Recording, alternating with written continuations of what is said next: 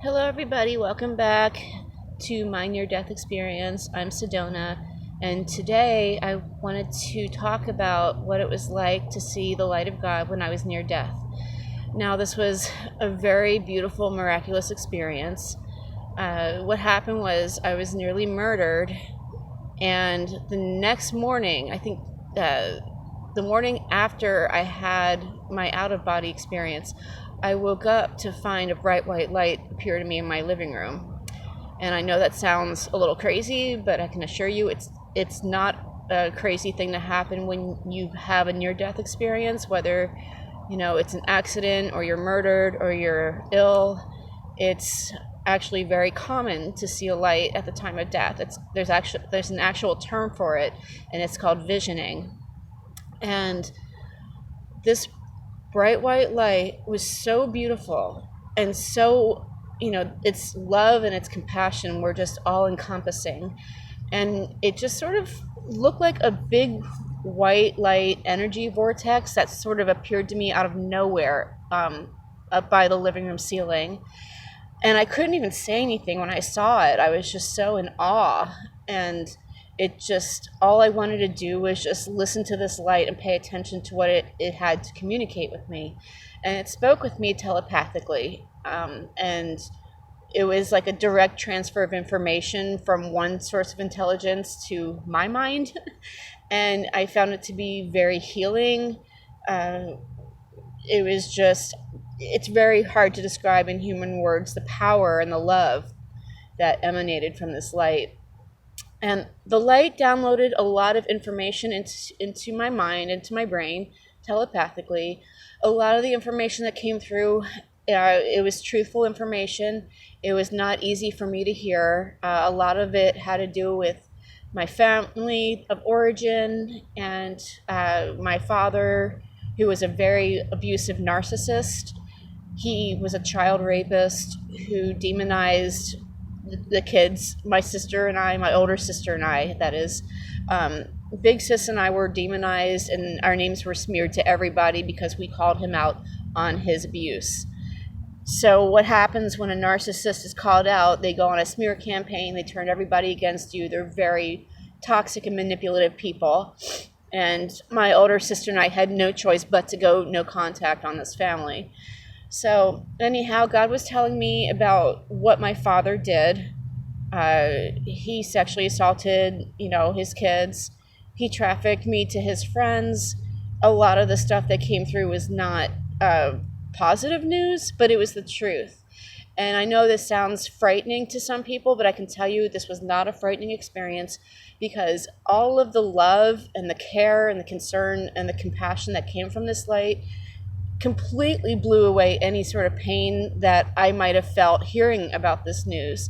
And if anything, I felt that this light had my back, and I felt very supported. And, it would be very easy for people to say, oh, are you sure it wasn't a demon who was just, telling you, things about your family that are evil and stuff? And I'm like, no, this light was beautiful. It was kind. It wanted me to know the truth, because I had to confront the truth in order to heal. And it was through God that I was able to find out the truth about what happened in our family, because I couldn't see it for what it was. I was so brainwashed and gaslighted that I for a while, maybe I did see some things, but I went into denial because that was my way of surviving the incidents. So this light was just, it told me all this bad news, also about people in my workplace who are gang stalking me and trying to, murder us, my child and me, who had nothing to do with any of this. This light, it told me a lot of bad news, but it followed it up with a lot of good news. And God was showing me the truth about my life, so that this way I could take the hand that I've been dealt and make the most of it with God's help. Not just the most of it, but the best with it. So God told me I'm to take the story of my life and share it, and that's what I'm doing here. So we have, I feel like it's important for me to talk about, because this is the way I heal, because by bringing this forward, it helps other people to open up about their instances too. where they've been abused. And it's time for us, if you want to talk about it, that's great. A lot of us are ready to listen, but if you want to keep it to yourself out of safety, that's totally understandable as well. I feel I'm at the point where I have to do what I have to do, and I have to share it with the world. But this light was just so healing, and it healed me of my addictions. It made me feel calmer. I didn't need as much sleep afterwards. I was, dancing maybe about 24 to 30 hours a week, which is very tiring. God put a lot of my energy back into me. After I saw the light, I looked in the mirror and I literally looked like I was 10 years younger. I was 32 at the time of my near-death experience. And then I looked in the mirror after I saw the light, after it faded away, and I literally looked like you could see my energy was completely different. And my child too. I mean, it was really cool. So it was not a scary experience. It was so beautiful, and it was really eye-opening to see how all-powerful and all-knowing this light was. It had this light and I had a very close relationship. This light is in everyone and everything on earth, which is why it's important to be respectful towards others, because we are all connected, together by this light. What you give to another, you give to yourself. And I was just so grateful to have been given an opportunity by God to come forward and share my story with the world. It's very healing for me to do this, and I appreciate you listening. And hopefully this will, get more people to come out, when they're ready. But at any rate, I felt so empowered by this light. I felt, as long as I do the work and, do the hard work and be dedicated to this cause, that, eventually I'll have breakthroughs and success, and we'll be setting our society on a new trajectory. In this way, God was showing me you could have a horrible childhood, but you can take that childhood and you can heal your life.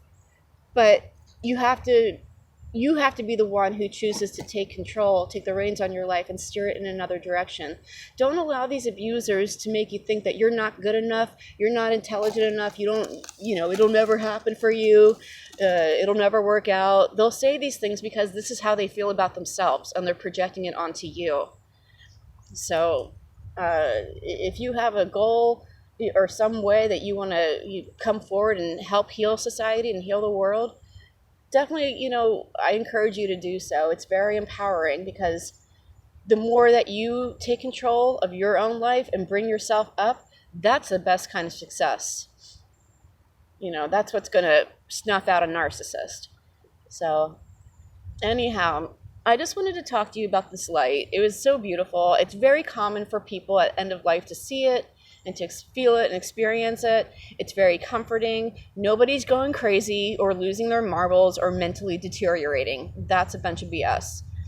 It's just, it's something that God does. And it made me feel very loved and supported. And, whenever someone's unkind to me on this earth, I think of the love and compassion that I felt from God, and that's what I hold on to.